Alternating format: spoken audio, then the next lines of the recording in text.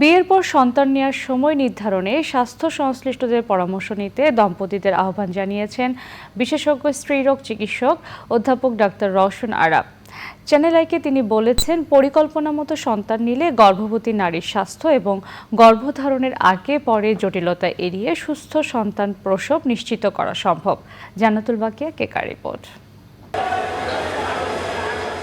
বাংলাদেশ পরিসংখ্যান ব্যুরোর সর্বশেষ প্রকাশ করা ২০২৩ সালের পরিসংখ্যান বলছে, দেশের মানুষের গড় আয়ু বেড়েছে। পুরুষের গড় আয়ু ৭০ বছর ৮ মাস আর নারীর গড় আয়ু ৭৩ বছর ৮ মাস।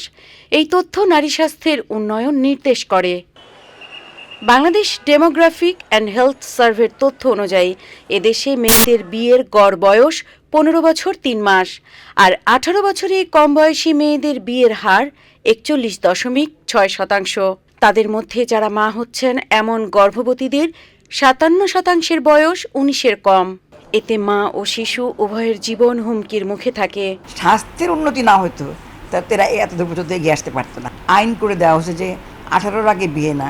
আমরা এখনও দেখতে পাচ্ছি, প্রতিদিন আমরা যে চেম্বার করি, হসপিটালে দেখি, এখনও ১৫ বছরের মেয়ের বিয়ে হচ্ছে। স্বামী চলে যাবে, দেখা গেলো যে এক্ষুনি বাচ্চা নেওয়ার দরকার, তাকে মা হওয়ার জন্য চাপ দেওয়া হচ্ছে। তো একটি মেয়ে ১৫-১৬ বছরে বিয়ে হয়ে যে পরিমাণ বাচ্চা নিচ্ছেন, আমাদের কিন্তু আর্লি ম্যারেজও বাড়লো, আবার আর্লি প্রেগনেন্সিও কিন্তু হচ্ছে। এই বাস্তবতায় মা ও শিশুর জীবন সুরক্ষায় সন্তান নেওয়ার আগে চিকিৎসক ও স্বাস্থ্যকর্মীর মতামত নেওয়ার পরামর্শ দিয়েছেন এই বিশেষজ্ঞ স্ত্রীরোগ চিকিৎসক। একটা সময় ছিল যে প্রায় ৫০০ মা মারা যেতেন ১ লক্ষ সন্তান জন্ম দিতে গিয়ে। এখন সেটা এসে দাঁড়িয়েছে ১২৩-এ। সেই দিক থেকে তো আমরা বলবো যে আমরা, কিন্তু আমি মনে করি একটি মারও মরা যাওয়া উচিত না। দম্পতি অ্যাজ এ হোল, সে দম্পতি কিন্তু চিন্তা করবো যে আমাদের আসলে এখন বাচ্চা নেওয়ার সময় হচ্ছে কিনা। সেটাকে আমরা বলি প্রি কনসেপশনাল কাউন্সেলিং, মানে বিয়ের আগেই একটা পরিকল্পনা তৈরি করা। সেইটা আমাদের দেশে এখনও খুব ভালোভাবে আসেনি। কাউন্সেলিং করলো, অথবা ইউনিয়ন কাউন্সিলের যে চিকিৎসক থাকেন তাকেও যদি কাউন্সেলিং করলো, বা ওই যে পরিবার পরিকল্পনা অধিদপ্তরে যারা মাঠকর্মীরা আছেন তারাও কিন্তু আজকাল এটা কাউন্সেলিং করে।